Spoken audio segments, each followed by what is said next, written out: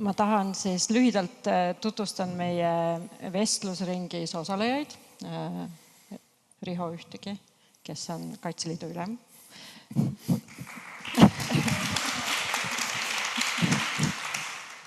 Airi Tooming, kes on Naiskodukaitse esinaine. Ilmar Raak, kes on praegusel hetkel tavakaitseliitlase rollis. Ja ma siis loon sellise väikese fooni või selle annan nii-öelda takti ette, et tegemist on siis sellise vestlusringiga eelkõige ja meie pilgud on peamiselt suunatud tulevikku, et mis on siis Naiskodukaitse 20 aasta pärast, kuhu me tahame jõuda, kes me tahame olla, mismoodi see võiks välja paista. Ühtlasi tuleks ära siis kaardistada, kus me praegu oleme teatud mõttes. Seda me oleme teinud siin, erinevad kõned on seda väga hästi teinud ja nende kõnede jooksul muidugi juhtus see, mis tavaliselt juhtub, kõik räägiti ära, millest ma mõtlesin rääkida, aga no pole hullu. Mul on olemas üks stammküsimus, millega ma tahan alustada. Et üks minu kolleeg, Portugali uurija, kes tegeleb siis nii-öelda tsiviilmilitaarsuhetega eelkõige siis naiste rolliga riigikaitses. On öelnud, nüüd teda parafraseerides, on öelnud seda, et see, milline on naise roll ühiskonnas, sõltub sellest, milline on tema roll kaitseväes ja kaitsevaldkonnas. Ehk siis ma tahaksin teie kommentaari sellele. Kuidas te seda näete? Milline on Eesti naise roll Eesti ühiskonnas lähtuvalt sellest, mis ta on praegu kaitseväes, kaitsevaldkonnas? Hakkame siit niimoodi otsast minema ja siis vaatame. Alustame siis minust, jah. Ükskõik, mida me räägime riigikaitsest ja meestest riigikaitsest, siis alati on mehe kõrval olnud naine. Naine mitmes mõttes, esiteks siis loomulikult abikaasana, emana, kes ju tegelikult oma poega või oma meest suunab ja piirab ja toetab. Ükski karjääri tegev kaitseväelane ei oleks hea kaitseväelane, kui teda ei toetaks tema naine või tema läheduses olevad naised. Samamoodi on tegelikult ju ka riigikaitses laiemalt olnud, et kui me räägime uhkusega sellest, et Kaitseliit sai alguse siis 1917 loodavatest omakaitseüksustest, omakaitse gruppidest, 18 muutus ta Kaitseliiduks, riigistati ära, siis naised on kogu aeg olnud sel ajal ka seal kõrval. See, et 27 aastal see vormistati, oli ainult vormistamise küsimus tegelikult iseenesest. Naiskodukaitseorganisatsiooniks. Nüüd kaitseväes samamoodi, et kuigi me võime öelda seda, et alates siis 90. aastate algusest on olnud siis kõigepealt Kaitseliit ja siis Kaitsevägi taastati uuesti, et see on nagu väga maskuliinne või meeste organisatsioon, siis tegelikult on seal alati ka naised. Ja väga tihti on naised olnud olulistel niiti tõmbavatel ametikohtadel, küll mitte võib-olla esimesed, aga seal teised, kolmandad, kellest on sõltunud päris palju protsesse. Ja seetõttu siit edasi teemat arendades on Kaitseliit siis jõudnud sinna, et tõesti me ju esimestel päevadel, kui Kaitseliit taastati, püüdsime ju siis ka Naiskodukaitset kohe taastada. Et ma mäletan ise, et 30. märts 1990, kui me Kongutas lõime siis Konguta rühma, siis Asta Luksepp ja veel paar naist seal tegelikult ju olid kohal ja meil oli üks selline nimi nagu Johan Algus meie kambas, kes siis oli väga suur naiste entusiast mehena, kes siis rääkis esimesest päevast peale, kui tähtis on Naiskodukaitse taastamine. Ja Astaga koos nad ikka üritasid, ei tulnud kohe välja, selles mõttes, et mehed olid mehed, need ajasid oma asja, need tahtsid olla siis sõjardid, seal teha muid asju, aga kui me vaatame neid koosolekuid ja üritusi, mis toimus umbes aasta aega, siis enne kui 91. aastal siis siin Tartus siis Naiskodukaitse taastati, siis kogu selle aja olid naised ikkagi ka meestega kaasas organisatsioonis. Ja ja noh, kui ma niimoodi tagasi mõtlen, siis ma mõtlen ka sellele, et need üritused, kus naised osalesid koos meestega, olid raudselt paremad üritused kui need, kus naisi ei olnud. Mille pärast see nüüd oli, sest mehed on nagu nad on, et kipuvad vinguma ja siis neil on hädad ja siis neil on sõrmaige ja mis iganes. Aga kui naisterahvas on organisatsioonis sees, siis ei julge keegi seda teha, eks ole, tahavad kõik olla sellised ägedad isased. Selles mõttes on see, mida mina siit kuulen, on selline, et naised kui toetaja roll siiski. Jaa, kuid mitte ainult tegelikult. Nagu ma ütlesin, ikkagi ju naised on olnud ka olulised niiditõmbajad. Aga nüüd, kui me siit läheme sammukese edasi, siis me näeme seda, et naised on alustanud tegelikult oma sõjaväelist karjääriga kohe meestega võrdselt. Et Anu Pakla, keda me kõik teame, näiteks on üks hea näide, ja neid on veel teisi. Täna on meil olemas, siis kui siin enne oli juttu kaitseministritel seda, et peaks jõudma naiskindraline, siis ma arvan, me üsna varsti ka jõuame. Meil on olemas täna ikkagi päris hea kandidaat selleks, on siis vahipataljoni ülem, Marek Künapuu, kes võib saada ühel päeval esimeseks Eesti Vabariigi naiskindraliks siis, jah. Ja siin me oleme rääkinud ka muudest asjadest, näiteks Riinaga siin mingi hetk tagasi lihtsalt korra kergelt diskuteerisime, et kas võiks ühel päeval olla maleva pealik naine. Miks ka mitte, eks ole, iseenesest. Et täna on küll maleva pealik see inimene, kes teeb oma sõjaväelist karjääri ja asub sellele ametikohale ühel päeval, ehk siis tegelikult see eeldaks siis seda, et meil tuleb neid naisohvitsere, ja meil on naisohvitsere ju päris tublisti kaitseväes iseenesest. Siis ma arvan, et see on tõesti tehtav. Täna malevkonna pealikena on meil juba naised olemas, et üks istub siin samas, on Tamme malevkonna pealik, eks ole, meil on Kalevi malevkonna pealik, on naisterahvas ja tasakesi see sinnapoole läheb. Et ma arvan, et see on hästi oluline, et naised tulevad meeste aladele ja teevad seda, sest lõppude lõpuks on nad seda ju alati teinud. Võib-olla siis on see isegi täna natukene väikest viisi omamoodi nagu kapist väljatulek. Et minu probleem on pigem see, et kui me siin oleme võib-olla eelmise, võib-olla mitte 30 aasta jooksul, aga mingi perioodi jooksul ikkagi natukene seda vahet kahel organisatsiooni sisse tõmmanud, Kaitseliidule, Naiskodukaitsele, siis täna ikkagi tahaks väga neid jälle kokku lükata. Tegelikult me oleme üks organisatsioon, tegelikult oleme kõik Kaitseliit. Kõik on see Kaitseliit, lihtsalt see, et on olemas Naiskodukaitse ja Kaitseliidu sees, loob naistele lisavõimalusi. Loob just nimelt võimalusi sellesse organisatsiooni siseneda, mis mõnikord võib-olla on natukene selline, kuidas ma ütlen, agressiivne, meestekeskne. Sellest me saame edasi veel rääkida kindlasti, aga siis sinu reaktsioon Helena Carrerase remargile või tõekspidamisele? Ma teeks vahepeal juba nagu mitu järgmist, ma tahaks mitmele erinevale arendusele nii-öelda hoopis tükkis siis nagu vastata, aga nii-öelda algmõtte juurde tagasi tulles, et nojah, ilmselt ongi niimoodi, Naiskodukaitse riigikaitsesüsteemis on ju teadupoolest mulle tundub, et ma väga palju liialda täna ja selline uuendusmeelne, innovatsiooni vedav, raamist välja vaatav, ennast piiridest mitte piirata laskev ja edasi, et küllap see naine Eesti ühiskonnas on samasugune. Ilmar? Jah, nüüd siis lihtsa kaitseliitlase rollis vaatan ma sellele väikese murepilguga ja milles ma ei räägi esimeses otsas mitte nii palju naistest, kuivõrd meestest. Ehk et kui läbi 4 viimase aasta ma nägin, kes liitusid Kaitseliiduga, antud juhul siis Toompea malevkonda, siis neid iseloomustas väga palju see, et tuleb sinna noori IT-mees, töötab mingisuguses väga peenes IT-firmas ja kõige vähem tahaks ta Kaitseliidus kokku puutuda arvutitega. Kõige parema meelega haaraks ta võimalikult raske relva ja läheks võpsikusse ja piiluks sealt välja, et tehaks midagi ägedat ja teistmoodi. See on iseenesest nagu väga tore,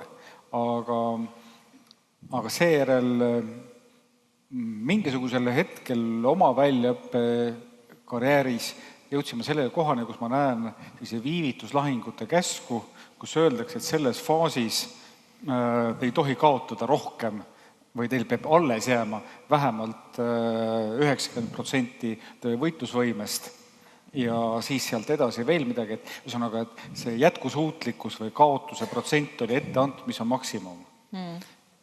Ja siis ma hakkasin ühel hetkel mõtlema nendele õppustele, mida me teeme, ja ma sain aru, et nagu meie kaitseliitlaste jaoks oleks ideaalne sõda umbes selline, millest me saame 2 nädalat ette teada, mis kestab 3 päeva ja siis on tulemus selge.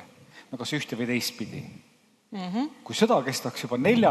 päeva, siis oleks tohutul hulgal erinevaid probleeme. Kõigepealt on mehed väsinud, nad astuvad metsas oma nikastavad jala ära ja siis tekib mure koduste pärast ja siis lõpuks selgub, et maleva tagala ei ole olnud tasemel ja kusagilt tuleb toitu leida, see tuleb ise leida. Ja sinna otsa siis ma mäletan möödunud sügisel olin Põhja maakaitse ringkonna staabis, kus kuulsin, kuidas siit ja sealt Kaitseliidu poole pealt öeldi siis kaitsejõudude peastaabi poole, et meil oleks seda ja seda juurde vaja, mille peale öeldi, et ei saa.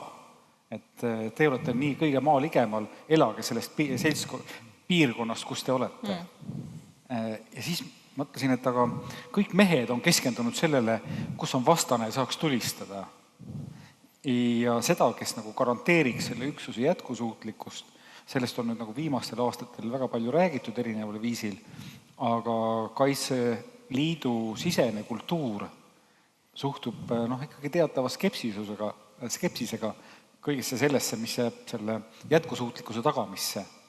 Ja minu nagu peaaegu mõttes ainuke lootus on, et äkki Naiskodukaitse suudab selle masina käigus hoida, sest nagu mehed ise seda ei suuda. Mulle tundub, et see on väga mugav positsioon. Nii, Riho? Ja sama teema jätkuks, et kui ma enne ütlesin, et see integreerimine on minu jaoks hästi tähtis, et me koos asju teeme, siis ja kui ma vaatan, siis tegelikult õppustel neid tublisid naisi, kes seal relva ja maalinguga, näoga ja panevad meestega sama jalga, siis see on kõik väga vahva. Aga te kõik teate seda, et me räägime sellest 3V printsiibist, mida me Kaitseliidus tahame siis arendada, milleks on siis võitlejad, võimendajad ja võimaldajad, kus siis võitlejad ongi need samad kombatandid, mis siin ka enne jutuks oli, aga võimendajad on need, kes aitavad nendel võitlejatel tegelikult ellu jääda ja püsida. Just nimelt ka peale 3. päeva ja peale 10. päeva, sest maakaitse on üles ehitatud märksa pikemale perioodile kui regulaarväed. Ja kui me siis seda hakkame vaatama sinna sisse, mida seal vaja teha on, ja siis ma vaatan Naiskodukaitse numbrit, mis on siis umbes 2700, eks ole, seal suurusjärgus, kelles siis täna on meil tegelikult üle 600 nüüd juba kombatandid, teine 600 on evakuatsioonis, eks ole, enam-vähem, siis ega seal väga palju alles ei jäägi neid, keda saaks kasutada ära, eks ole. Meil on ka küll vanema generatsiooni mehi, keda me kindlasti paneme teile juurde seal või seda sama tegema, neid asju tegema, aga seda on vähe selleks, et nagu siin kaitseminister ise ütles, eks ole, et 1/5 peaks olema see 5 tagajat, 5 seda võimendajat peaks olema ühe võitleja kohta. Ja sellepärast mul on hea meel, et Naiskodukaitse on leidnud omale ka sellise oma päristegevused. Selles mõttes, et üks asi on see, et toetada siin Kaitseliitu igasugust toredate asjadega, aga on ka päristegevused lisaks sellele, mida Naiskodukaitse teeb, mis on äärmiselt tähtsad ka lahingutegevuse ajal. Ja nende sama lahingute ajal, mida saab kasutada efektiivselt kriisi ajal, mida saab kasutada väga efektiivselt erinevates sellistes keerulistes situatsioonides. Need on needsamad staabiassistendid, needsamad toitlustajad, needsamad logistilised tagajad, needsamad lõpetuseks Simiku inimesed, siis need formeerijad, kõik need on tegelikult äärmiselt vajalik komponent. Ma kunagi tegin ühe slaidi, et need, kes minu koostöötajad on kindlasti nõrkemisi neid slaid näinud, aga on üks slaid, kuhu ma keskel kirjutasin evakuatsioon. Ja mõtlesin siis selle evakuatsiooniga kaasnevaid asju, mis on siis näiteks, ütleme, mis tingivad selle evakuatsiooni. Evakuatsiooni tingib see, et ilmselt sellesse ruumi tuleb lahingutegevus. Nüüd, et sinna ruumi tuleb lahingutegevus, selleks tulevad sinna ka väed sisse.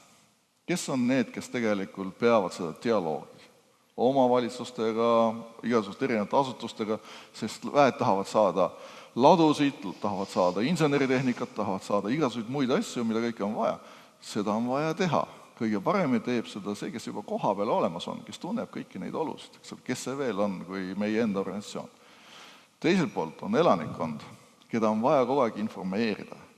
On vaja kokku leppida oma valitsustega, lähenemisteed, eemaldumisteed, alad, kõik need muud asjad. Ja siis on vaja hakata neid inimesi evakueerima, mis tähendab seda, et neid tuleb toita, kõik ei võta toitu kaasa, neid tuleb katta, sest kõik ei tea, mida kaasa võtta, neid tuleb juhendada, neid tuleb jälle informeerida tohutu palju, igasugused 10 veel muud asja teha. Ja siis, peale seda, kui nüüd sõda on ära käinud selles kohas, siis me peame taastama olukorda. Taastustööd, et inimesed uuesti saaks koju pöörduda, seal jälle elama hakata. Ja kui palju sellega kaasneb igasuguseid tegevusi. Ja seda ei tee keegi meie eest ära. Tegelikult seda oodatakse ühel hetkel meilt.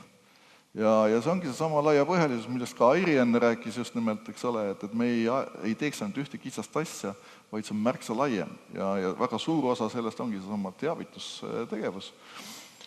Me otsime praegu head sõna sellele, sest ta on märksa laiem kui see tsiviil-militaarsuhted või see SIMIK, mida me teame.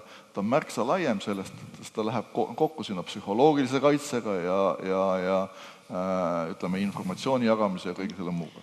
Nii et see tööpõld on tohutu lai ja ma ei rääkinud praegu üldse veel ka maakaitse tagamisest, milleks on siis, me oleme 5 kategooriat täna välja valinud, kus siis arendada tuleks, mis on siis logistika, vaatlus, evakuatsioon, vägivallata võitlus ja SIMIK siis, eks.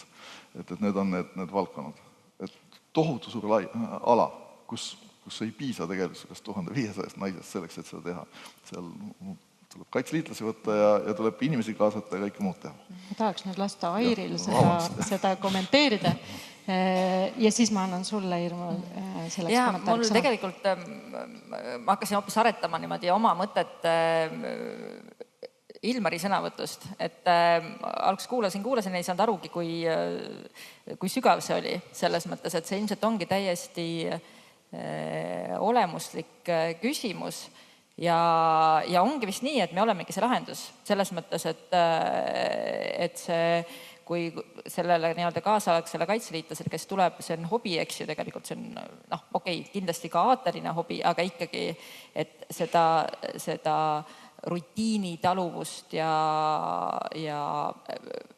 selle asja tegemist, mis mulle võib-olla isiklikku väljakutset ei paku ja nii edasi, et see ongi see, mille kohta ma ütlen, et selleks on nii hädasti vaja seda organisatsiooni kultuuri, mis võimaldab meil teha seda, mis on vaja, mitte see, mis mulle tingimata meeldib. Siin ainus küsimus on see, et kuidas me seda... Ma arvan, et meil on see üsna tugevalt olemas, see organisatsiooni kultuur ja me oleme selle koha pealt üsna isetud selles mõttes, aga mis on see keeruline meie jaoks igapäevaelus on see, et see ei ole atraktiivne, eks ju. Et meie enda jaoks isegi, kusjuures on atraktiivsem kui kõrvalvaataja jaoks, aga et me tegelikult oleme silmitsi pidevalt sellega, et teie seal toitlustate, eks ju. Et meil on need päris sõjamehed ja siis te toetate teda sellega, et ta saaks ägedasti sõdida, et siis te olete nii tublid ja tähtsad ja et ma ei ütle, et ei saaks tunnustust, toitlustajad saavad alati palju tunnustust, aga nad saavad tunnustust, mulle tundub natuke mingi vale asja eest. Et nad peaksid saama tegelikult tunnustust selle eest, et ainult tänu nendele nad üleüldse See on nagu 1000-kordselt väga õige tähelepanek, sest ma mõtlen selle peale, kuidas siis mehed omavahel räägivad, millal üks või teine õppus oli äge. Ja lõpuks ükskõik milline on stsenaarium, lõpuks taandub ikka sellele, kas sai sooja süüa või ei saanud. Ja sellest ma pean ütlema, et meil Toompea oma naiskodukaitsjad, tegelikult nad päästavad selle õppuse ja nad päästavad ka terve malevkonna sellega, et nad on välja tulnud. Aga mina just mõtlesin, ma rääkisin ennem Ilmariga pisut väga sarnasel teemal ja Ilmar ütles siis, et 80% kaitseliitlasest tuleb välja seepärast, et ta tahab olla metsas ja põrgata ringi ja teha asju. Ja siis ma hakkasin mõtlema, et aga võib-olla see tegelikult on vastupidi naiskodukaitses, et võib-olla 80% naistest on naiskodude kaitses, sest nad tahavad teha tähenduslikku panust riigikaitsesse. Ja seal ongi võib-olla see erisus, mis tegelikult on nende kahe organisatsiooni vahel. Mis te sellest arvate? Kas ma võin vahepeal veel ühe sellise mõtte siia juurde ütelda, et mis mind sõltuvalt sellest, et ma ka olen rohkem laia pintse riigikaitsega tegelenud kui nagu konkreetselt sellise konventsionaalse geneetilise teemaga, siis huvitav on siis see, et kui me võtame viimase 100 aasta sõja ajaloo, siis teine maailmasõda on suhteliselt erandlik, kus nagu sõditi kuni lõpuni. Aga tunduvalt rohkem on meil olnud seda, kus riik on enne lihtsalt ära lagunenud või ära kukkunud, kui lahingud lõppevad. Võtame esimese maailmasõda sõja, kus võib-olla tõenäoliselt Saksamaa oleks ka konventsionaalselt ära kaotanud, aga ühel hetkel riik lihtsalt kukkus kokku, sest kõigil oli nii paha olla. Või võtame Venemaa näide, mis on siis natuke äraspidine näide, esimene Tšetšeenia sõda, mida siis Moskva-poolne see Venemaa loeb oma ka kaotuseks, aga seal räägitakse hästi palju sõduri emadest, kes hakkasid muretsema ja kes tegelikult on üks põhjus, miks Venemaa siis otsustas, et see sõda läheb nii ebapopulaarseks, et me ei jätka seda. Aga see näitab, et mis seal nagu ühiskonnas sees sel hetkel toimub ja seal naistel oli väga suur roll. Ja aga see võib olla ka täiesti peegelpildis, et ühesõnaga see, kuidas see nagu riik vastu peab selle hetkel, kui sõda toimub, et see viimase sajandi mõttes on tegelikult see raskuskese isegi. Mille pärast on ta raskuskese? Sellepärast, et ta ütleb ka seda, et mis saab pärast neid konventsionaalseid lahinguid või see, millest härra kindral rääkis äsja. Sa tahtsid kommenteerida või, Lairi? Ei. Riho? Lihtsalt sama teema jätkuks, et tõepoolest, et väikesele riigile enese kaitsemiseks on piiratud võimalused, et alati on suurel riigil on rohkem kahureid ja rohkem lennukeid ja rohkem tanke ja nii edasi. Et minu lemmikteema alati on rääkida sellest, et riigikaitsevõime põhineb 3 sellisel valdkonnal, millest üks on siis füüsiline valdkond, see on siis relvad, mehed, naised, nii edasi, kõik see füüsiline varustus. Teine on kontseptuaalne, ehk see, kuidas me aru saame, kuidas me kaitsma riiki peaksime, ehk siis olema selleks valmis, looma oma väljaõppe selliselt ja oma seadusandluse nii kohendama, aga 3. valdkond on siis see niinimetatud moraalne valdkond, ehk siis valmidus seda kõike taluda, valmidus seda teha. Ja kui me kipume tihti väga palju tähelepanu pöörama selle füüsilisele valdkonnale, ostame siis suurema kahuri ja suurema püssi ja nüüd küll väiksemad püssid tavaliselt, sest uued püssid on kõik väiksemad, aga ägedama igal juhul. Ja nii edasi ja õpetame välja suurema väe ja nii edasi. Ja meil on mingi ettekujutus ka sellest, kuidas me seda kaitset teeme. Täna me räägime seda, et meil on mitmekihiline kaitse, üks nendest on siis maakaitse, mida siis Kaitseliidu baasil põhiliselt tehakse.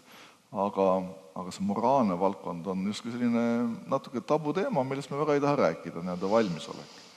Ja kui nüüd vaatate Kaitseliidu peamist eesmärki, siis on kaitsetahte kasvatamine. Tegelikult meie ülesanne teiega koos on seda teha.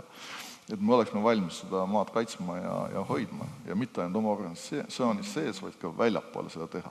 Ja siin tegelikult ma ütleks, et naised saavad sellega vaata, et isegi paremini hakkama kui mehed. Mehed on need, kes lähevad metsa, kaovad ära ja siis küsivad kohalikud omavalitsused, mis see Kaitseliit teeb, et ma tean, et seal metsa vahel põrkavad, aga mis nad nagu päriselt teevad. Aga naised nad teevad tihti palju rohkem, et mida naised teevad.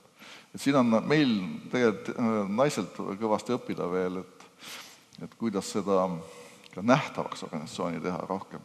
Jah, Kaitseliit on tuttav, aga mis seal sees toimub, et see on laiapõhjaline kaitse, et me tegeleme väga erinevate valdkondadega, see on veel pikk maa minna. Ja sellepärast ma natuke olin üllatunud, et kui siin enne te rääkisite seda, et milline on naiskodukaitse nägu, kui palju sellest teatakse, siis ma täna väidan, et teist teatakse natuke rohkem kui Kaitseliidust. Sisust ma mõtlen. Jaa, aga ega kunagi ei saa ju puhkama jääda. Et selles mõttes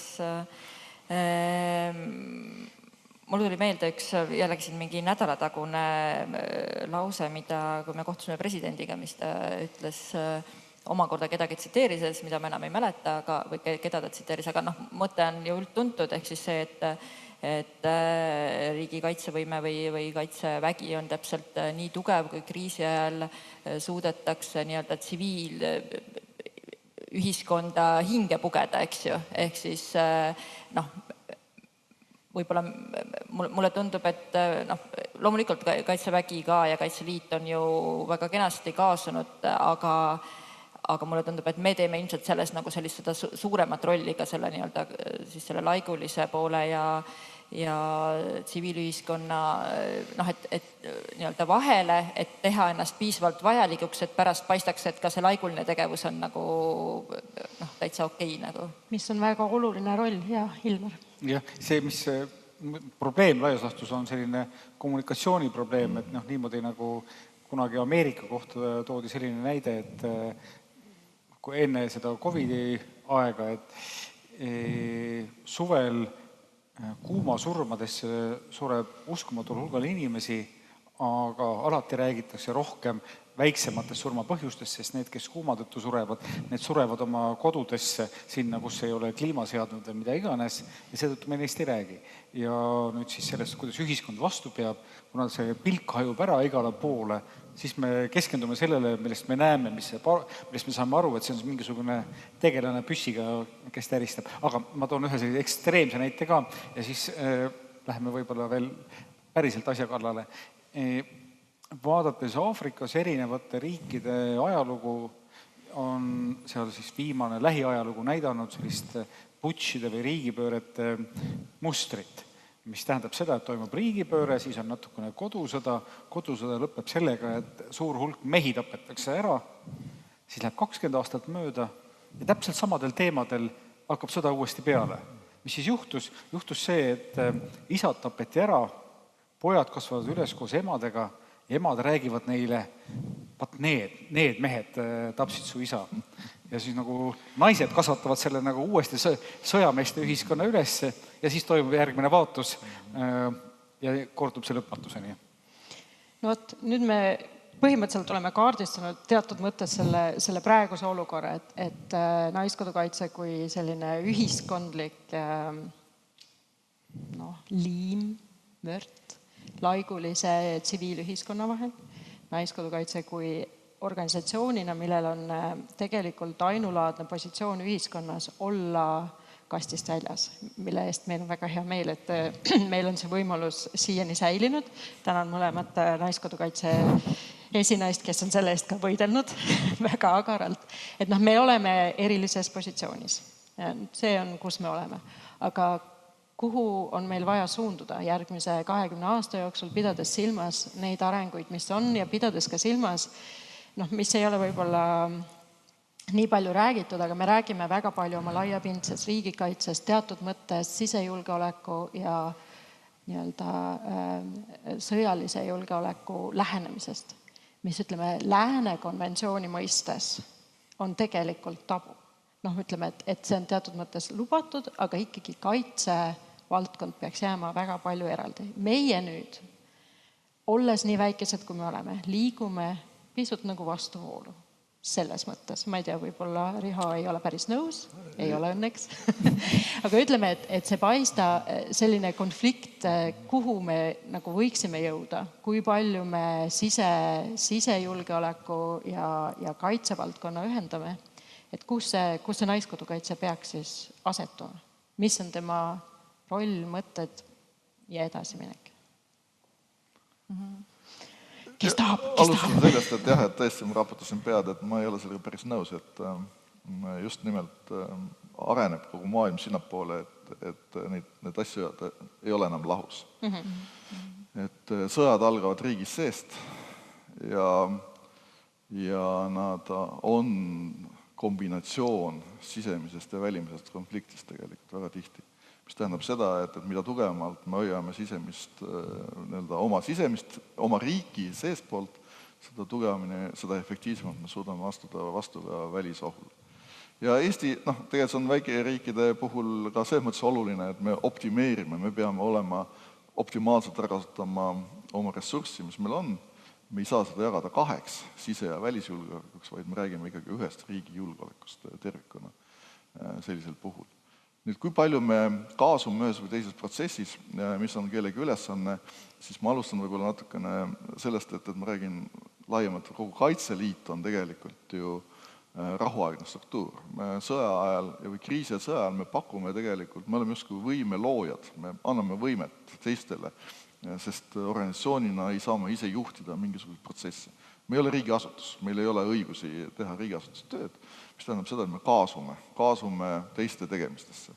Ja meie ülesanne ongi kaardistada ära tegelikult siin ja jätkata kaardistamist nüüd, kui riik ka järjest rohkem keskendub sellele ühe terviku riigi võimekusele seista vastu siis erinevatele ohtudele, nende samad uued sõjapidamisviisid, asümmeetriline sõda, hübriidsõda, mis iganes, kuidas need nimetused on, mida me siin täna räägime, siis riik ka peab astuma järjest rohkem samme nende ohtudega vastamise seismiseks. Nüüd, ja meie ülesanne Kaitseliidus siis tervikuna on luua neid võimeid tegelikult, et mida me saame riigile pakkuda, sest riigil ei ole endal riigi rahuaegne, riik eksisteerib rahuajal tegelikult väga piiratud ressursiga, ehk siis aga sõja ajal ja kriisi ajal see vajadus kasvab nagu mitmekordseks. Meil on vaja juhte, meil on vaja spetsialiste, meil on vaja gruppe ja väga hea on, kui nad on olemas, need ei pea hakkama looma siis, kui nad olemas on. Ja Kaitseliit ja Naiskodukaitse siin selleks ongi, et me loome seda.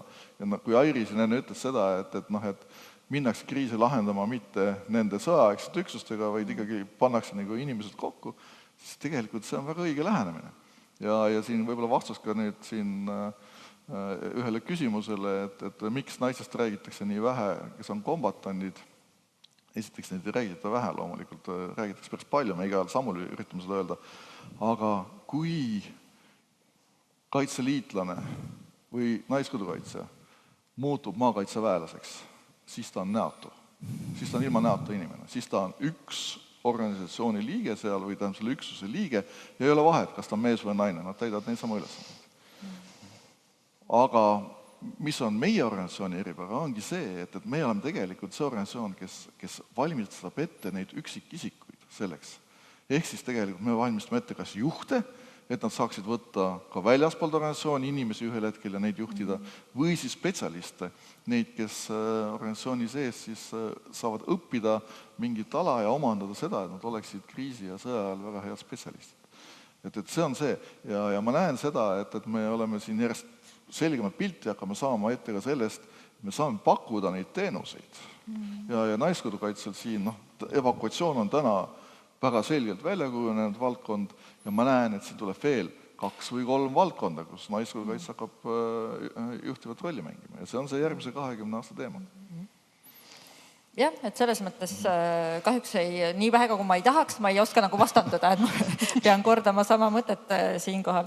Et ei ole nagu küsimustki, et ilmselgelt ei ole, järjest vähem need piirid on selles mõttes, et me sekkume kindlasti Kaitseliit tervikuna ja meie ka seal hulgas teeme ikkagi seda sisejulgeoleku rolli, täidame oluliselt. Ma arvan, et seal ei ole nagu valikut, et see valik olekski see, mis ma ennem siin rääkisin, et me teeme nagu nišitooteid, et igaks asjaks nagu oma asja, aga meil ei ole nii palju ressurssi, eks ju, sest selle organisatsiooni haldamine või süsteemi haldamine üles ehitada, et Veeteede Ametile oma kriisireserv ja politseile oma ja kõigile oma kriisireserv, eks ju, et see ei ole nagu riigi seisukast mõistlik, et täna küll siin-seal nagu püütakse veel, aga minu ennustus on ikkagi see, et see suures plaanis ei õnnestu, et on okei see, et erinevatel ametkondadel on oma vabatahtlikud, abipolitseinikud, vabatahtlikud päästjad, et see on väga loogiline, neil on igapäevane ülesandepõhine roll,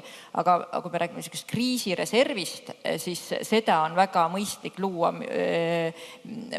enam-vähem ühe organisatsiooni sees. Okei, mingid erandid kuskil, aga niimoodi suures plaanis, sellepärast, et just nimelt sellepärast, mis kogemuse me oleme saanud, et me ei tea, mis kriis on järgmine. Et võib-olla muidu, tõesti see, ma ei tea Veeteede Ametist mitte midagi, aga see tundub mulle piisavalt kauge, et seda näidet tuua, et võib-olla see Veeteede Ameti kriisireserv ootab 120 aastat, 4 põlvkonda vabatahtlikke vahetub ennem, kui nende kriis peale tuleb, eks ju. Aga meie, kui me koondame seda lihtsalt neid võimekusi, just nagu Riho ütleb, neid juhte, neid erialaspetsialiteete, staabiassistendid, kes iganes, me saame seda kuhu iganes tormata nii-öelda, millisesse iganes kriisi, sest tegelikult nagu jällegi näitab see tänane kriis, seesama staabiassistentide võimekus, see on nii universaalne. Nad läksid sinna Terviseameti staapi, kus nad tänaseni on tõesti nii-öelda hindamatu ressurss, eks ju, ja neil ei olnud probleem seal see staap üles panna, kuigi see oli hoopis teistsugune, eks ju, staap, kui on seda sõjaväeline staap. Et see, ma arvan, et see üha enam on see tulevik selles mõttes. Kui rääkida veel nišivõimekustest, siis Kaitseliidus on räägitud ka veel vaatlusvõrgustikust, mille mõte on see, et mitte kellelgi ei ole rohkem silmi Eestimaal kui Eestimaa elanikel. Ja me näeme juba praegu, et olgu ta nüüd kaitseväelased või kaitseliitlased või ka politseinikud, ametimeestel mundris ei ole kõikjale võimalik üheaegselt minna ja kõike üheaegselt näha. Kutsume seda siis kas naabrivalveks või millekski muuks. See, et meil oleks nagu valmidus korraga kogu maa pealt informatsiooni koguda, see on nüüd üks asi, mille puhul sugu ei ole mitte mingil viisil oluline. Ja siin ma arvan, et naiskodukaitset ilmselt ei ole veel lõpuni kasutatud. Seal on muidugi selles suhtes mõned piirangud, millega tuleb arvestada, et me ei hakka rahuajal tegelema jälitustegevusega või...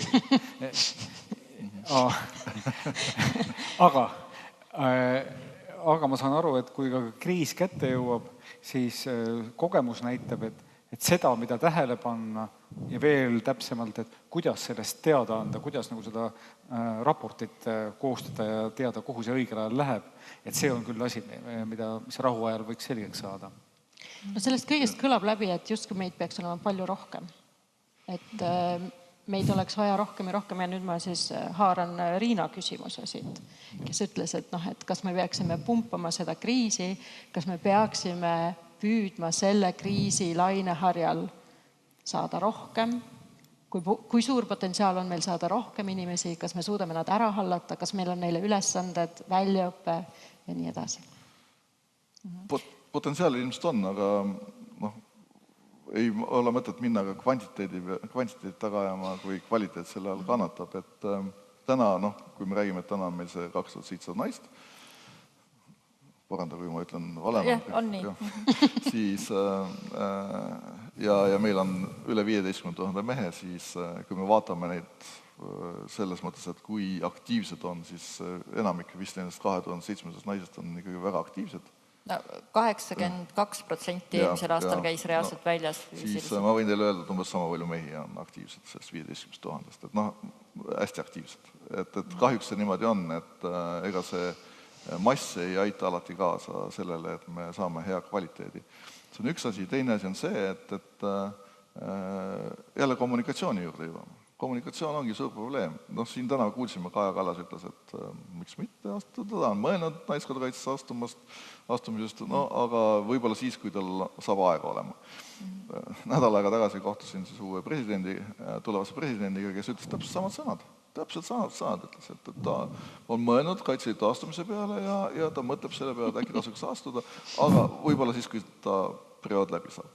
Et see on see üldine suhtumine ka tavainimeste puhul, et arvatakse, et see on nagu tohutu koormus. See ei ole koormus, see on tegelikult, sa panustad sinna nii palju, kui sa ise tahad ja suudad, et see on see põhiline, mida ja see kommunikatsioon ongi puudujääk, sest ühelt poolt me tahame näidata organisatsiooni, näitame hästi palju üritusi ka avalikkuse ette, me näitame seda Facebookis, me näitame seda sotsiaalmeedias, avalikus meedias, ütleme seda jälle, me tegime seda teist ja kolmandat, aga keegi ei arvesta, et seda tehakse 25 000 organisatsiooniga, mis tähendab seda, et kõik need üritused on ju kusagil ära jaotatud. Tundub, et neid on nii palju, et näed, jälle nad käisid väljas, jälle nad tegid seda teist ja kolmandat. Aga neid tehti erinevates kohtades ja siit jääb mulje võib-olla tavakodanikule, et maru palju tuleb ikkagi väljas käia ja midagi teha, eks ole, et isiklikku aega nagu üldse ei jää. Aga me peame seda kuidagi kommunikeerima, et see ei ole päris nii, et igal ühel on võimalik tegelikult olla siin organisatsioonis kuidagi kasulik ja panustada. Et võib-olla see on see probleem, mis meil täna natukene on. No mina muidugi olen esimesest hetkest peale uskunud sellesse, et see on nii-öelda ülioluline, et me liikmeid juurde värvaksime ja loomulikult mitte ainult sellepärast, et rohkem ülesannet saaks tehtud, vaid ka sellepärast, et iga meie liige juures on nii-öelda individuaalselt natuke oskuslikum ja arenenum kodanik, eks ju, et me oleme selles nagu teisipidi ka loome seda turvalisemat ühiskonda selle läbi, kui suurem hulk inimesi meie liikmed.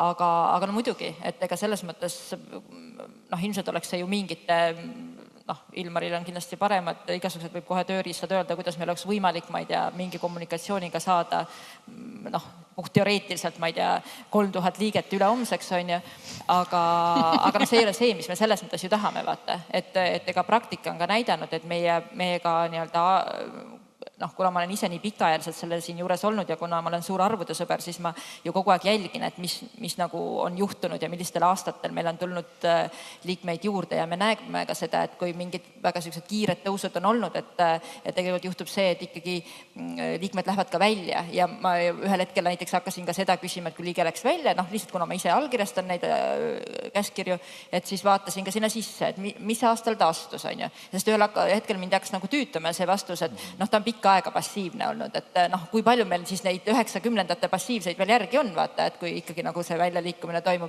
siis selgus, et ei, et üldsegi mitte tingimata, et tegelikult meil lähevad tihtipeale ka välja siis need, kes on võib-olla 2-3 aastat tagasi astunud, eks ju. Et ehk siis me tegelikult seda, kui see siin tihtipeale, pigem ongi meil tihtipeale see vastandus, et mina ütlen, et tuleb ikka uusi liikmeid värvata ja siis ringkonnad ütlevad, et mis on siis olulisem kvaliteet või kvantiteet, on ju, et sihuke tasakaalu otsimine, et mõlemad on olulised, me saame mingisuguse protsendi võrra tõusta, me ei saa korraga ühel aastal tõusta 20%, ma arvan, et 5 oleks juba väga hea, meie arvu juures on see 5 tegelikult juba väga palju, eks ju, arvuliselt, sest jällegi ka on niimoodi, et umbes täpselt, kuna me eeldame suhteliselt suurt aktiivsust liikmetelt, me ikkagi nagu väga kellelgi ei lase nagu niimoodi aastaid kõrval olla, on ju. See on vale puha. No selles mõttes, eks hind on ka torgitud ikkagi aastate jooksul, eks ju, et siis statistiliselt umbes on niimoodi, et meil 100 tuleb juurde, 50 läheb välja, niimoodi, see on pikaajaline keskmine selline, ehk siis, et selleks, et meil 5% tõuseks, eks ole, meil peab siis aastas värvata hulk olema päris suur, et ma arvan, et see on nagu administratiivselt nii-öelda integreeritav, aga seda tuleb ka teha, see ei juhtu tegelikult ise, et see, et need üks ei välista teist, et kui see argument tuleb vastu, et mis siis olulisem on kvantiteet või kvaliteet, ma ütlen, et mõlemad on olulised, aga selleks, et see kvaliteet tekiks, selleks tuleb seda kvantiteeti tõsta. Et selleks, et me neid väärtuslikke liikmeid seal saaksime, selleks me peame süsteemselt kogu aeg tegelema, kogu aeg värbama. Ja muidugi värbasime ka näiteks 3 ludrut, aga saime 7 väga head, et suurepärane. Ja ma ka ütlen seda, et see liikmete liikumine, see on tegelikult on täiesti loomulik protsess ja ma mitmekordselt kirjutan alla kõigile sellele, mis sa siinkohal rääkisid. Nüüd küsimus, et kas me saaksime hea kommunikatsiooniga kohe järgmiseks nädalaks kasvatada nii palju juurde, siis ma ütlen, et ainult kommunikatsioonist päris kindlasti ei piisa. Et selleks on vaja ikkagi seda, et inimesed reaalselt näeksid seda vajadust või ohtu, kuni selleni, et oleme teinud sõpradega nalja, et võiksime ju Vladimir Putinile anda ka mõne Kaitseliidu aumärgi selle eest, et ta aeg-ajalt on tekitanud selliseid tundeid eestlastes, et me peame Kaitseliiduga liituma. Kaitseliidu puhul on muidugi see asi, et me oleme mõnikord natukene isegi vaatad konservatiivsemad sellised juhte ära kasutama, et kui on kriis ja me näeme, et uksest aknast hakkab sisse pressima vabatahtlikke mehi, siis me tõmbame natukene tagasi selles mõttes, et võib-olla see on see põhjus sama kogemus, et lihtsalt me teame seda, et nad jäävad tiksuma. Ja et siis mingi perioodi pärast me näeme siis, kes nagu tegelikult ikkagi tahavad tulla. Et see on, Kaitseliidus on seda võib-olla natukene rohkem olnud. Ma ei tea, kuidas Naiskodukaitses, aga Kaitseliidus on seda erinevates kriisides kasutatud sellist meetodit, jah, kahjuks. Kahjuks selles mõttes, et võib-olla me peaksime käituma nii, nagu Airi soovitas, et agressiivselt võtma kõik vastu ja siis vaatame, ma päris niimoodi soovitan. Ma nüüd hüppan korraks siia vahele, ütlen, et nüüd siis on jõudnud kätte see moment, kus meil tuleb avada ka põranda küsimused ja põrandavestlus. Ragnar, ole nii kena, hakka meid siis selle juures palun aitama. Siin kohe Riina ja loomulikult siis kõik teised, kellel on soovi sekkuda meie vestlusesse, saavad sõna, kui ma teid märkan. See on nii tore, et teema läks vaata nii tuliseks, et ei olnud vaja nagu moderaatorile öelda, et nüüd on see hetk, vaid kõik juba siblisid seal niimoodi saalis, et orgaaniliselt tekkis küsimuste koht. Aitäh. Ja aitäh. Mulle tundus tõesti, et kuna teie jutt on parasti selle koha peal, et siis äkki ma jagan oma sellist visiooni inspiratsiooni, mis mul tekkis. Aga enne kui ma, koos küsimusega, aga et enne kui ma jõuan selle juurde, selle inspiratsiooni visiooni küsimuse juurde, siis korraks põikan tagasi ajalukku ka, sest need on omavahel seotud. Ma tõesti tegelikult ligikaudu 20 aastat ei ole enam igapäevaselt tegelenud naiskodukaitse ajalooga, aga kunagi ma tegin seda päris intensiivselt ja siis nüüd siin olles ja kuulates kaasa mõeldes hüppas ajaloolisest mälust paar sellist tõdemust, mis ilmselt on head siinkohal ka meenutada. Et kui me räägime Kaitseliidust tervikuna, siis tõepoolest ju me teame kõik, et selline Kaitseliidu selline reorganiseerimise ja kasvatamise selline nagu detonaator oli see 1. detsembri mäss, aga et tegelikult enne seda oli poliitiline tasandil juba otsustatud, et ressurss on vähe, et tuleb kasutada vabatahtlikke lihtsalt, eks ju. Ja siit nüüd tulles naiskodukaitse juurde, et kui Airi enne nimetas sellist valmisolekut teha sellist rutiinset tegevust, rutiinset tööd, siis iseenesest ikkagi naiskodukaitse toonaste ideoloogide või selliste, ikkagi või selline ideeline seisukoht oligi see, et organisatsiooni edenemiseks on väga tähtsal kohal sõna otseses mõttes selline lihtne füüsiline töö. Mis tegelikult ju käib selle tagamisega kõik kaasas, eks ju. Et on vaja tööd. Mitte ainult see pole ainult nagu lõbu, eks ole, nagu kui Ilmar nimetas, et inimene tahab tulla oma rutiinist mõnusasti välja puhkama, midagi muud tegema, siis töö. Ma pean tunnistama, et et tuleb teha tööd, see tõesti kajastus naiskodukaitse toonastes dokumentides. Kaitseliitu ma nii põhjalikult ei ole uurinud, nii et kas seal ka töö tegemisest räägiti, seda ma ei oska öelda. Aga nüüd siis tulles sellesse kaasaega ja võib-olla siis tulevikku vaadates, et selles valdkonnas, kus ma praegu peamiselt tegutsen, haridusvaldkond, täiskasvanu haridus, siis tegelikult hästi palju me sellise nii hariduse kui ka siis tööturu vaates ju räägime sellest, et ikkagi see muutuv ühiskond meie ümber, tehnoloogilised uuendused toovad kaasa tohutult sellist nii haridusvajaduse muutust kui ka muidugi tööturu muutust. Ja ühe potentsiaalse sellise ühiskondliku muutusena on välja toodud ju see, et ikka töökohad kaovad. Et väga paljud traditsioonilised töökohad kaovad, kuna tehnoloogiseerumine toimub, robotid võtavad üle ja et mis siis edasi saab. Ja nüüd ma väike sellise intriigi viskan siin välja, et kui mõtleme 20 aasta perspektiivis, et äkki tegelikult on pikemas perspektiivis Kaitseliit hoopis ja naiskodukaitse muidugi ka, see erakordselt eksklusiivne organisatsioon, et sul muidu tööd ei ole, sest robotid on su töö kõik ära võtnud. Aga sa tahad teha ka lisaks lõbutsemisele midagi mõtestatut. Nagu tööd tahad teha. Et võib-olla siis nii naiskodukaitse kui Kaitseliit selles pikemas perspektiivis võivad olla siis need, kes jällegi inimesed hädast välja paestavad ja pakuvad neile sellist mõtestatud eksistentsi tänu sellele, et on võimalik teha tööd vabatahtlikult riigi heaks, sest et kodanikupalk on sul ilmselt niikuinii juba olemas selleks ajaks. Nii. Ja lihtsalt jälle ajalukku minnes ma võin öelda seda, et seda on juhtunud ajaloos ka. Mu vanaisa rääkis sellest, kuidas ta töötu oli, siis kui oli see suur majanduslangus enne teist maailmasõda sel perioodil ja kuidas ta siis kogu aeg tilpnes põhimõtteliselt Kaitseliidus, tegi igasuguseid toredaid asju siin. Et küll ta laadis padruneid, küll ta käis õppustel, käis laskmas, tegi kõike seda muud.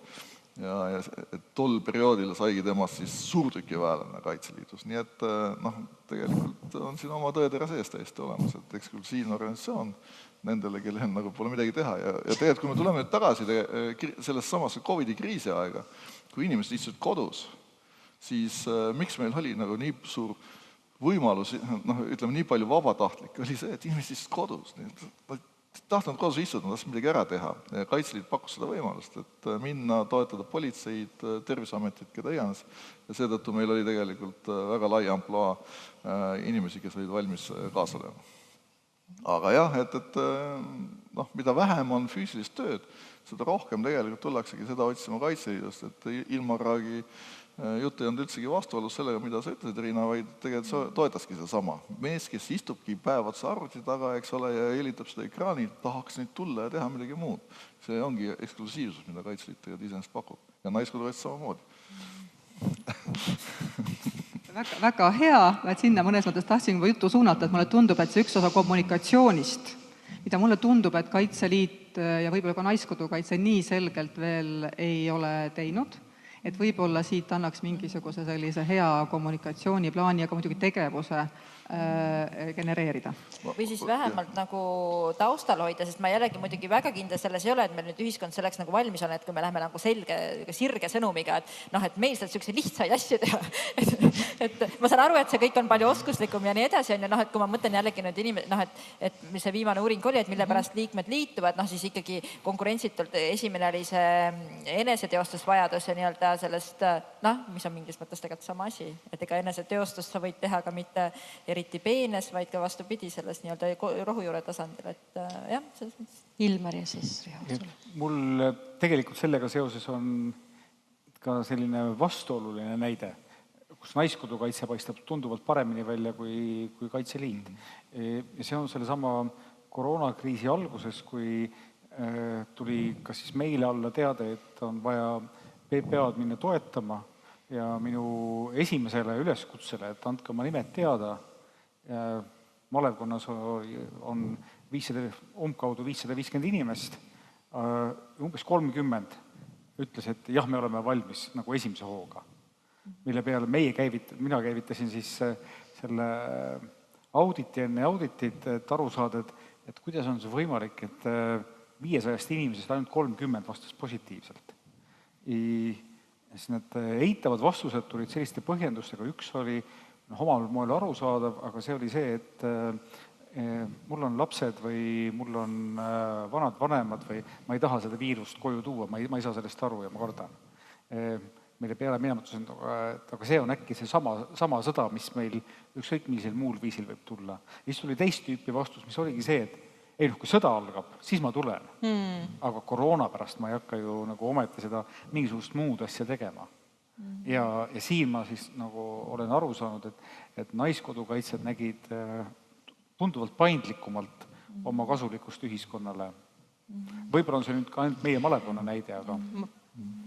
Ja selle eksklusiivsuse kohta tahtsin seda öelda, et eksklusiivsus ei tähenda alati lihtsalt tööd, et mõnikord on ka väga keerulised asjad on eksklusiivsed.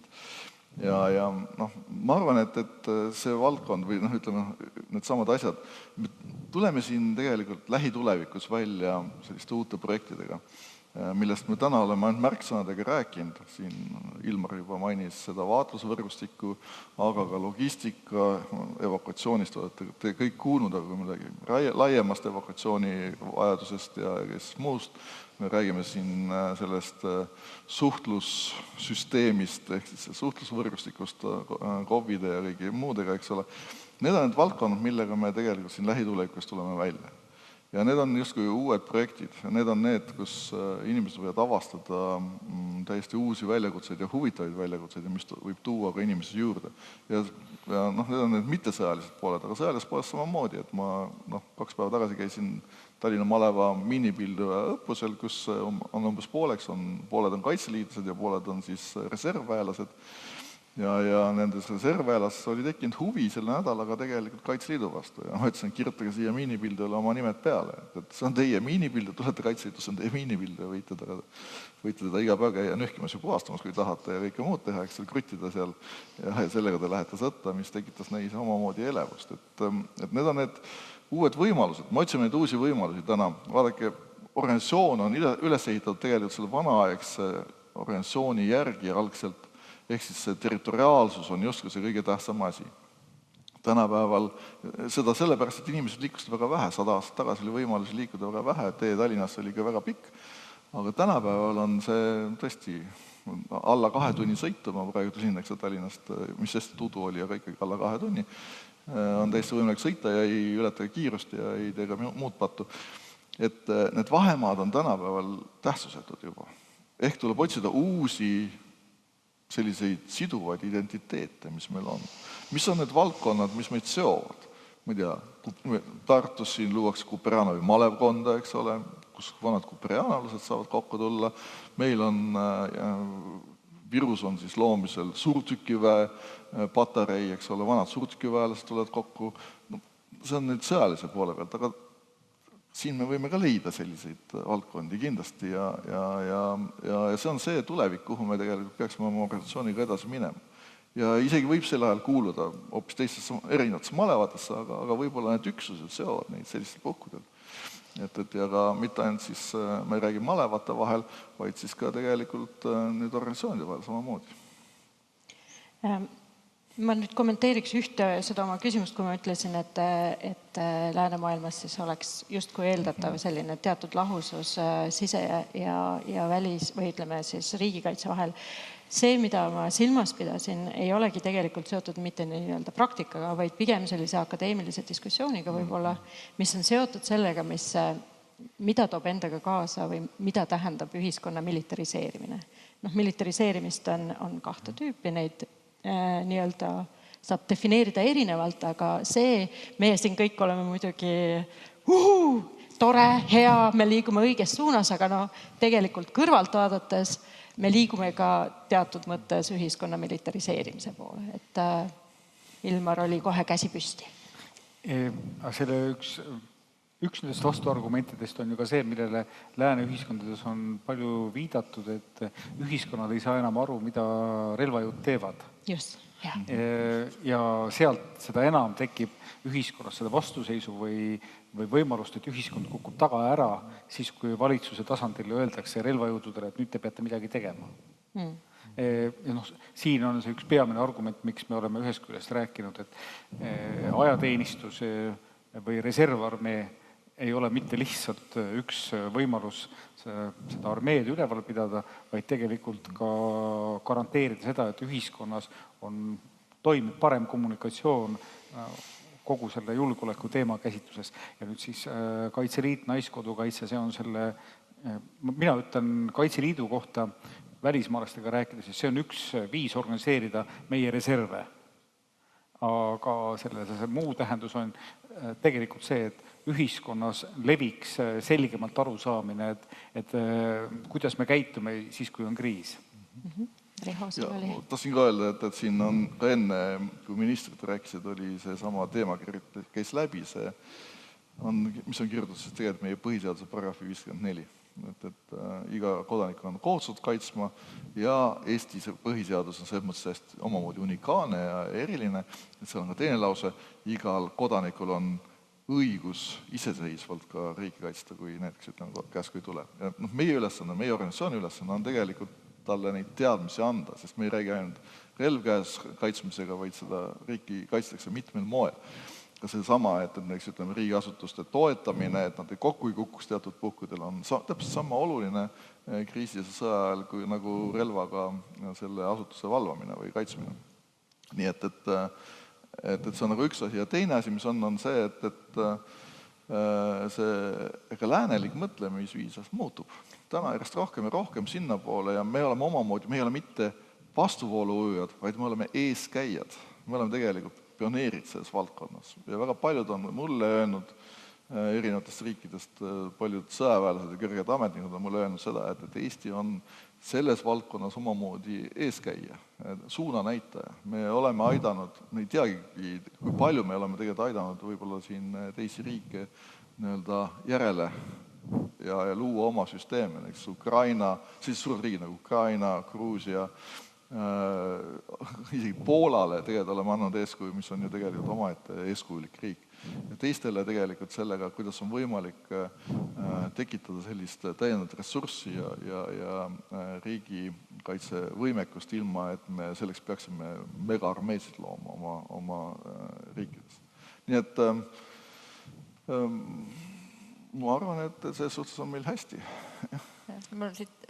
Airi ja siis niisama selline filosoofiline tõdemus tuli siit, et see vist on nagu see, et nii või teisiti me kõik saame ära, et ajaloo kulg on nagu kuidagi nagu spiraalne või tsükliline või et siis ilmselt üldfilosoofia ongi see, et ärme nagu et tasub seda vana hoida, sellepärast, et ühel hetkel on ta jälle uus või et ühel hetkel ta on nagu sammukese võrra ees, on ju, et mu meelest see on ka päris siuke laialdaselt rakendatav, et nii nii-öelda suure organisatsiooni mõttes, et kui me mingil hetkel vaevlesime selle küsimuse käes, et äkki on nagu iganenud ja äkki on nagu jama, et me vana asja nagu taastame, et siis nüüd me juba jõuame mingite selliste tõdemusteni ja ma arvan, ka organisatsiooni sees on teinekord nii, et ei tasu seda, et tasub seda vana hoida, sellepärast, et ühel hetkel see võib-olla on hoopis visioon.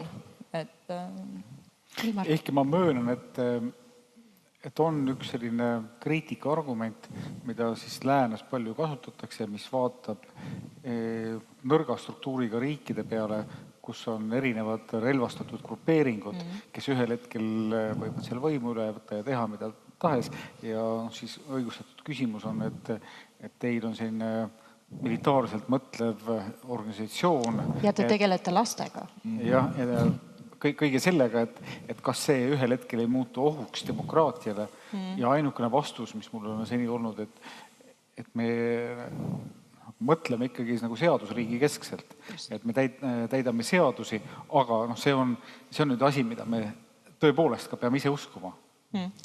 Ja me oleme tõesti saanud siis niimoodi vastu pead ka selle eest, et me siin et just kasutame lapssõdureid ja ma ei tea mida.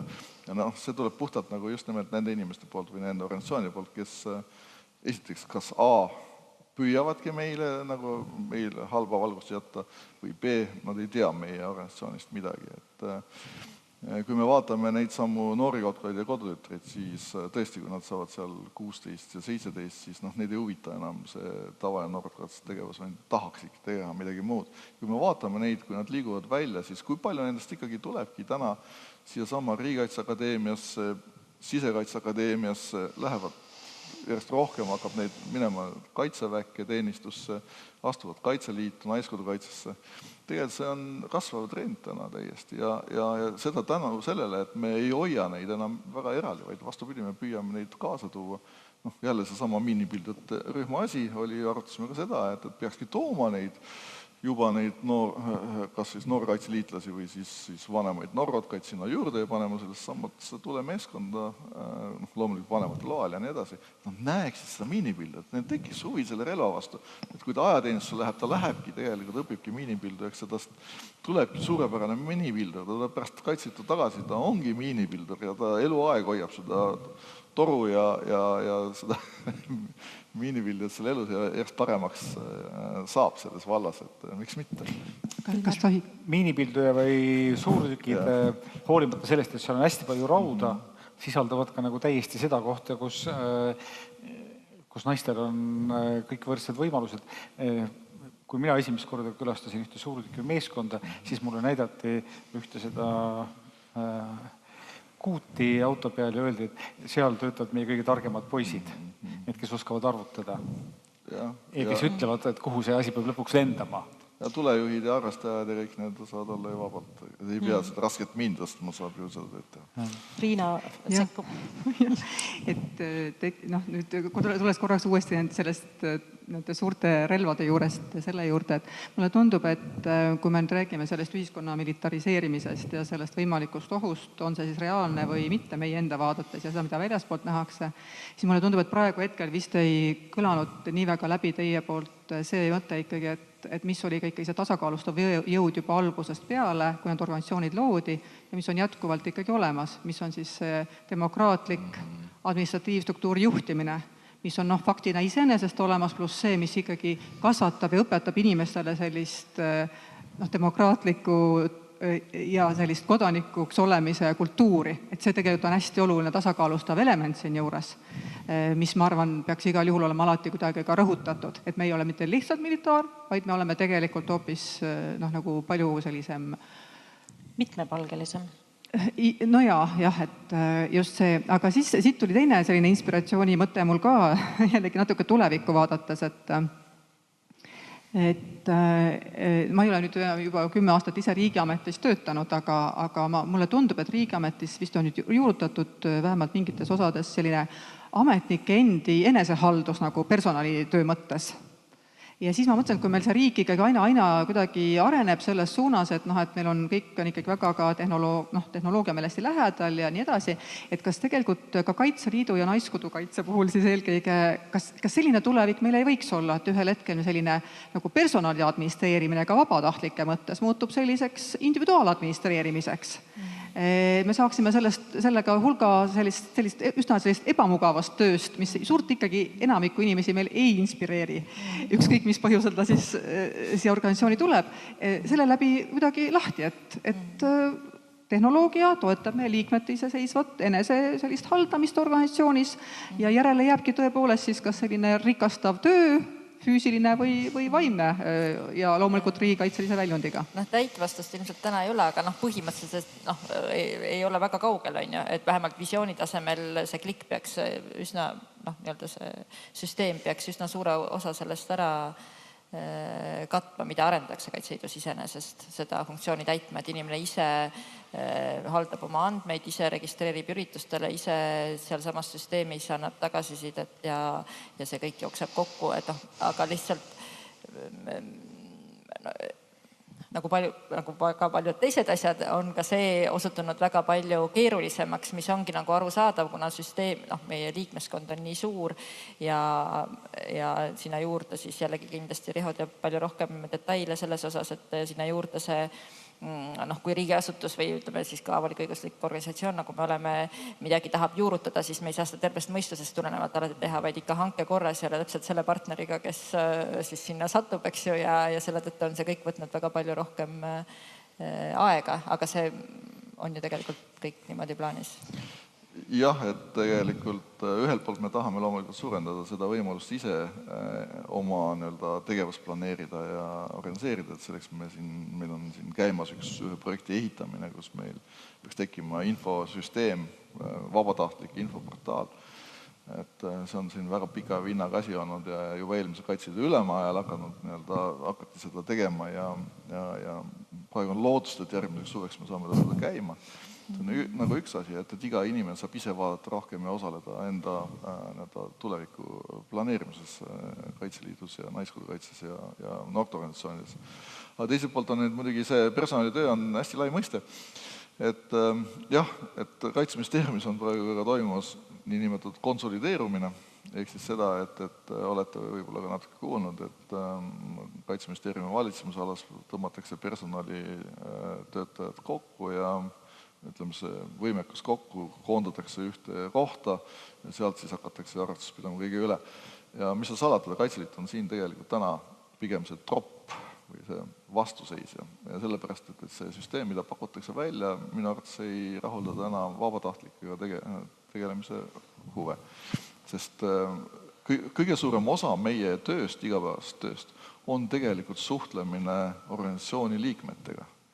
Ja kui seda hakatakse distantsilt tegema, siis juhtubki täpselt niimoodi, et see on selline kuiv, mitteametlik. Inimesi tuleb motiveerida, nendega peab personaalselt suhtlema, nendega tuleb, ideaalne on see, kui iga rühma ja jao ülem ikkagi oma rühma või jaoga või siis jaoskonnasiselt loomulikult siis juba seal samamoodi ikkagi suhtleks 6 kord või paar vähemalt, kui mitte rohkem oma alluvatega, et sealt tuleb see ka ühise ruumitunnetus, aga kui me hakkame seda distantsilt tegema, seda teeb hoopis teine riigiasutus, siis ma ei kujuta seda ette, kuidas me nagu seda organisatsiooni sisemist tegevust motiveerime läbi selle.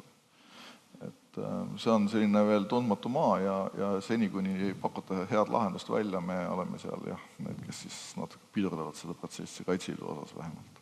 Et vaatame, kuidas see Kaitseväes läheb käima ja siis saab edasi vaadata, mis saab.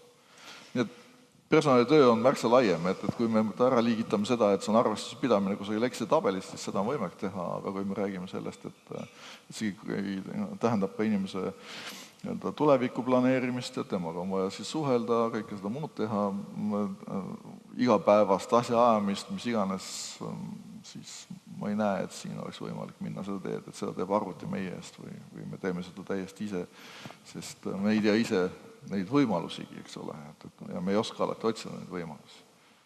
Et hea näide on seesama, et igal pool on üleval info selle kohta, kuidas astuda Naiskodukaitsesse või Kaitseliitu, ja ometigi inimesed ei leia teed, kuigi neil on huvi selle organisatsiooni vastu, sest seda infot on nii palju, infotulv on nii suur, nad ei leia seda kohta üles, kus nüüd leida täpselt need meetmed, mida tuleks ette võtta selleks, et astuda organisatsiooniks. Ja küsida ka ei julge või ei oska küsida kellegi käest. Aga mina pean nüüd täiesti niimoodi ebaviisakalt sekkuma meie vestlusesse, sest et meie aeg tegelikult on nüüd täis vesteldud. Ja see, et me ei jõudnud sellise konkreetse visioonini Naiskodukaitse tulevikust 20 aasta pärast on loomulikult minu kui moderaatori tegemata töö. Aga ma loodan, et teil sellegi poolest oli huvitav vestelda, minul kindlasti oli. Ja tänan teid kõiki siin osalemast, Ilmar, Airi ja Riho ja Tiia-Trin. Ja loodan, et siis päev jätkub meeleolukalt. Aitäh teile!